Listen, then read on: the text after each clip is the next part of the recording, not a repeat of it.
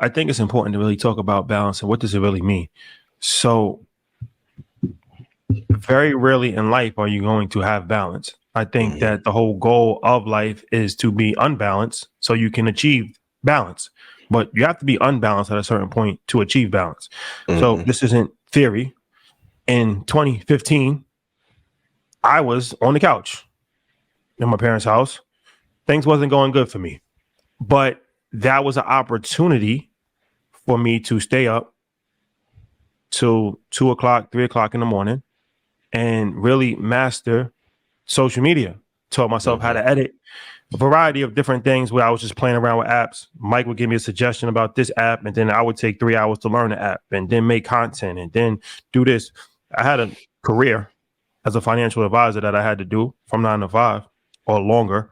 And then from 9 o'clock to 2 o'clock in the morning when everybody was asleep and it was cemetery silence, I could close the blinds and I would work. I was extremely unbalanced and continued that even now, right? But these are sacrifices that were made 8 years ago to get me to the point where I am now. So I think that the idea or the fairy tale of a balanced life is something that is unrealistic for anybody that's trying to achieve greatness, especially if you're an entrepreneur or you're a business owner. So it's your responsibility to be able to communicate this to your wife, significant other, children, and they have to understand how to deal with disappointment because the sacrifices that you're making are luxuries that they're provided. So this is an unbalanced life that I've never seen anybody that has had any level of balance that have achieved a high level of success. When we met Robert Smith, it was 7 o'clock in the morning on a Friday. He was already working and he told us that he was flying out that next day, and he flies out all the time. Steve Stout, every single person, same story, flying. They're in different countries, different continents. That may seem like it's a lavish life that they're living, but there's sacrifices that's made. They're not with their families all the time. They're not with their children all the time. They're not with their spouse all the time. They're not listening to music. They're not playing poker all the time. So it's something that we can't always sugarcoat something and make it okay. No, there is no level of successful balance, especially in the beginning stages, that you have to make sacrifices. This is why everybody won't achieve success. This is why it's called a sacrifice. You have to sacrifice things like playing video games. You have to sacrifice things like going to the movies. You have to sacrifice things like random nonsense on social media for hours at a time. If you're not willing to make those sacrifices, that's okay. But you also probably will not be able to be a high level of success. And that's okay too. So I think that, at some point in time, we just have to be honest. You can't always sugarcoat things and you can't always paint a fairy tale. This is things that I personally went through and have still going through. And these are things that I've seen other people going through. And every single person has the same story. It's an extremely unbalanced life to hopefully one day achieve balance. So I just think that that's important to keep in mind because, like I said, we live in a day and age where everybody has an opinion, but very few people have any level of expertise to speak on that opinion. If you haven't become successful, how can you teach me about success? So when you're on your journey to be successful, understand that there's going to be sacrifices that you have to make. And if you're not willing to make those sacrifices, then that's okay. But just understand your life will still be unbalanced because when you're at the bottom and you have all the time in the world to spend with your family, then they're going to complain because you don't have enough money to provide for them. Or you're going to, at a certain point, be unhappy because you can't provide a certain lifestyle for yourself or for your family. So they're still unbalanced, even when you think that you're having balance. Today's monologue was brought to you by Assets of Liabilities and Red Panda Stock Club. No, I agree. Balance is an illusion. But when I'm with my child, I'm fully with him. But I've also began to teach him since he was young. And it's not like you're all working all the time and you never see your family. Like losing your family is not something that we're aiming for, but to be done at 3. And I've always said it, if you think that like every time I leave and I'm at a tropical place, if you think I'm just laying on the beach and getting grapes fed to me, that's not it. Like even the shows and travel are work, but the goal is to get to a place of financial freedom so that you're able to help yourself, your family. And I'm gonna be very honest. like you said, like if you have a preponderance of time available for your family, at some point they're going to get bored or they're going to be disappointed that you didn't work hard enough to get to where you wanted to be. So I know it's, books like the 4-Hour Work Week and all these life hacks, but none of the people that are at the top of the food chain, captive of industry, are doing any of those things. Please be mindful about the information that is given to you for clicks versus the information that actually works. It's real spill. It's real spill. And that sacrifice part, I'm glad you said it, because it happens to us every day. Like I posted something yesterday. My son scored his first touchdown. Yeah. You know what was absent from the video? Me. I had to get a clip from somebody that taped it. And that, does it hurt? Yeah, it hurts. I mean, we spent hours in the front yard playing catch for him to get to that point where he could catch the ball and run with the ball. All these things that we worked on to see it all accumulate to him actually scoring a touchdown and you not being there to see it. Nobody worries about that part. But the explanation when I get home is like, yo, I'm so proud of you. I'm so proud of you. Yeah, I missed it. But he gets it. He understands that I have to do work. He understands there's the benefits that come with it. That's why I said, even in relationships with your spouse, like communication is important. Communication with your children is important as well, so they can understand it and they get to watch it. That's why I always say, like, we're going to lead by demonstration first and foremost, right? Yeah. How we conduct ourselves as men, how we conduct ourselves as fathers, how we conduct ourselves as sons, right? Because our mothers, we're fortunate to have our parents. All these things are being taken in, and they're going to shape the next generation that we're providing for and that we're upbringing right now. But that, it's something that gets overlooked all the time. Yeah, even at Troy's birthday party, everybody like, yo, we're about to go out, got a show the next day. I'm like, I want to go out. I got to prepare for the show.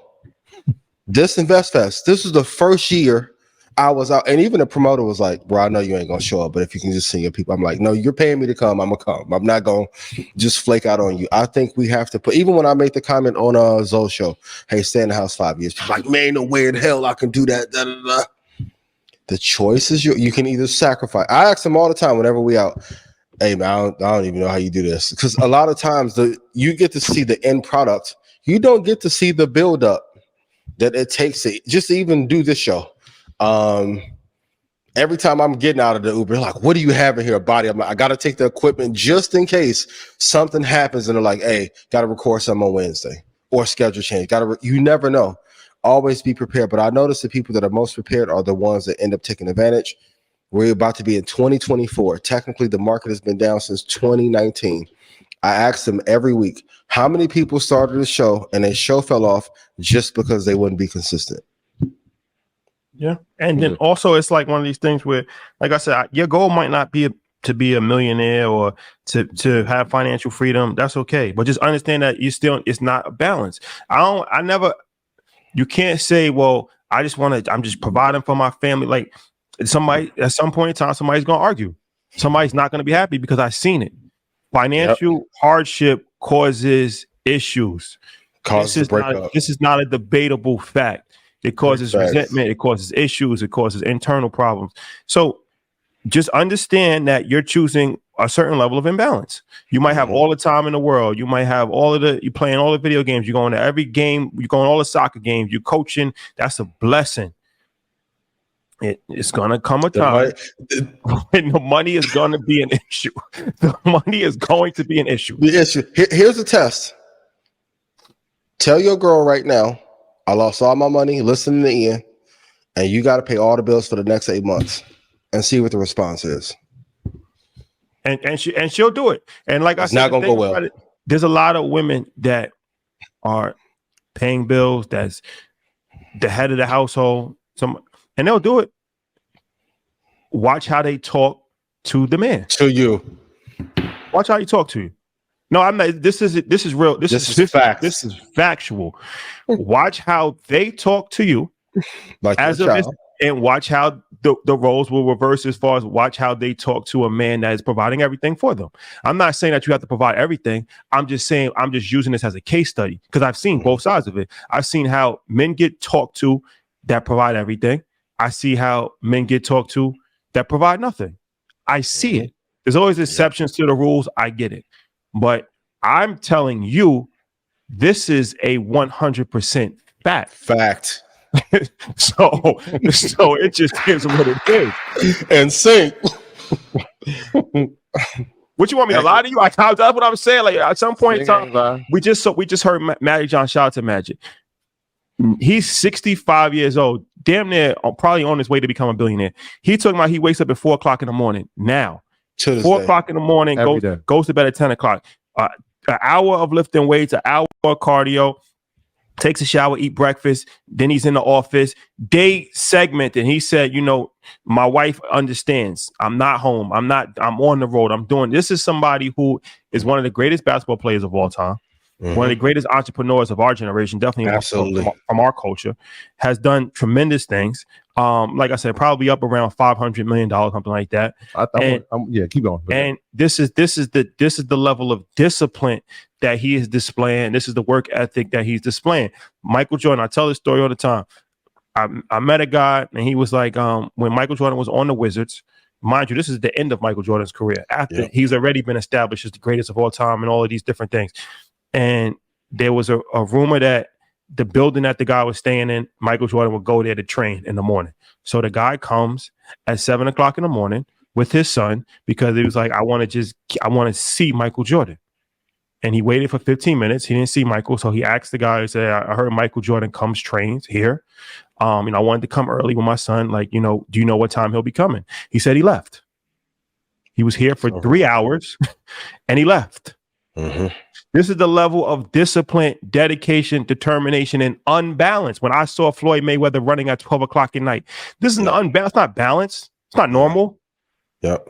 So this is what I'm saying. Like this is a real conversation that we got to have because people have false expectations of success. Oh, I'm just going to work the weekends and I'm going to be successful. Oh, I'm going to take this. Oh, I want to have balance. I want to go to every single concert I can. I want to play every single video game I can because life is about balance. Okay, well, you're not going to be successful in. That's okay, but don't expect to reach the highest levels of success and not be unbalanced. You got to be an extremely unbalanced person to reach this level of success. You think that Elon Musk got this from being balanced? Or Mark Zuckerberg got this from being balanced? Or Jay-Z got that level from being balanced? Like this is the harsh reality. This is the harsh reality of business and entrepreneurship. It's not fun. Like you got to be out of your mind to want to work all the time. You can't be a normal person. Yeah, can't be like your brain can't be normal to never want to stop working. This is why there's very few people that have ever achieved that level of success. And for everyone who says I'm gonna work smart, all the smartest people on earth, Sam Altman of OpenAI, Mark Zuckerberg, Elon Musk, Neil deGrasse Tyson, Charlemagne, everybody's up at 3, 4, 5, and 6 o'clock in the morning, getting to it 7 days a week. With automation, you notice every billionaire that you got, and I love Tim Ferriss dearly, you notice every billionaire that we've ever talked to, no one's ever mentioned a 4-hour work week. They would have bought every company associated in that book to free up all the time. It's not possible. I know Key's going up there tomorrow. They tell, hey, HQ, Zuckerberg being at 4 o'clock in the morning. He's mega rich. So much so him and his wife said, hey man, let's put a database for all the diseases together. Yeah. And even the people that make it look cool. You know who everybody, I heard this from a variety of different people. The hardest working person in music, Future. Yeah. Said Future doesn't stop working. This is somebody who you probably wouldn't think. You look at Future, you're not thinking that he's a workaholic. Like they said, the guy stays in the studio for 10 hours. Non-stop. Christmas, birthdays. Lil Wayne, another one. This guy was staying in the studio since he was 12 years old. Had no life, like literally in the studio every single night. These are the things you wouldn't expect these type of people to have that level of work ethic. But once again, nobody reaches this level of success by accident. Doesn't happen. It really doesn't. Yeah. It doesn't. That's what I want everybody to understand. So it's like the pushback of, we got to have a balanced life is you are perpetrating ideas that have never been said by anybody at the level. You never, like you said, I read Steve Jobs' book. This guy wasn't even deadbeat to his own kid. I'm not advocating for that, but I'm just saying I read a lot of these autobiographies, Ted Turner. I've never heard any person at that level of success that said they got there by working 5 hours a day. It does not work. I haven't heard I wish it did. Just haven't heard it. I wish it did. It doesn't work on any level. I wish you well. I wish you well. In order to get to the freedom you want, got to be unbalanced for a few years. Yeah, I was going to touch on the Magic thing because I had this conversation after we heard him speak, and it kind of goes into that theory of like, why do we keep putting a cap on how successful the elite in our community are? So like Magic's been at the $500-600 million mark for the past 5 to 10 years, and all he's done is added more acquisitions to his portfolio, whether it was LaGuardia, whether it was now with the Washington Commanders. Yeah, Magic has to be a billionaire at this point. Maybe right? Like, don't want to be known. He's acquired ownership in the I don't care if he has 1%. He's acquired ownership in the Dodgers. He has the MLS team. Yeah. And there's things that we don't even know about that he's working on. To say that he's been at the same spot. He's the largest owner of Starbucks outside of Starbucks. He has 120. But then he also keeps going. That's another. And he's not stopping. I put a clip up from Rich Paul today, and that's the last thing I'll say about this. And like I said, I routinely still sleep on the couch, either at my parents' place or I sleep on the couch in my own place. You need it. I never want to get comfortable. Mm-hmm. You never make it. You never make it because there's always a different level to go to. And it's like once you start to feel comfortable, you start to be complacent. And once you get complacent, things start to fall apart. Yeah. This is how empires fall.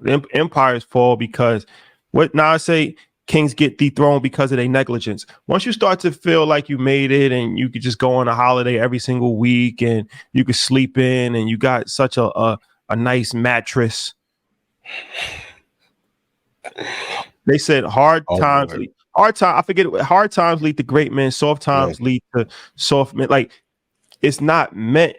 You have to keep that edge. Everybody keeps edge differently, but I just want to encourage that to entrepreneurs.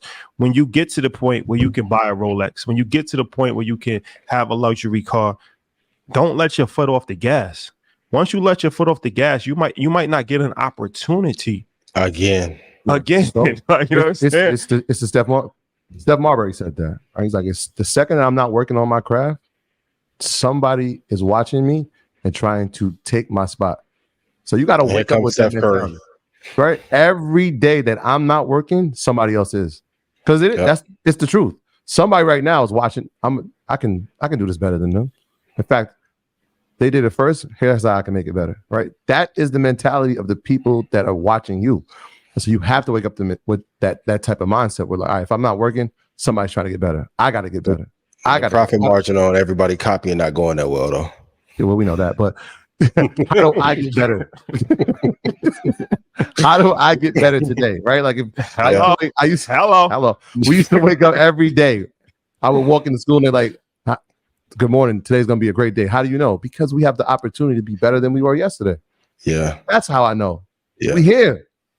Oh, you're so optimistic. We should be. We're alive. We got a chance. Yeah, like even with this show, like God rest his soul for my granddad. Like I remember my granddad was like, "Yo, you get to play on a computer and make money." Like I worked in a factory. You have no bad days as a black person. Black people couldn't talk in 1950. So we get to talk and be on a computer inside of our house. Like we had, like you said, we have to go create harsh environments to keep that edge. But like you said, a lot of times when people get comfortable, and we saw it with Meta last year, you can see the fervor and excitement that he has, and he's pouring that back into the product. For all of my entrepreneurs, all of my creatives, find your edge in your market. For me, it's reading. Second book. My baby was reading this book last night. Susanna did a book report on this book, Bold by Pierre Diamandis. Third book, Narconomics, How to Run a Drug Cartel. It's a great book to understand how pharmaceutical companies are. Good skill. What is narconomic? What do they use a specific cartel as an example? Yes, kudos to all of those. That I got to go to Mexico, so shout out to all of them. Thank you for letting me be safe. Definitely can't shout none of them out. Woo! No trouble. We don't want no trouble. Narconomics. Yeah. I'm interested in that. So It's a great book.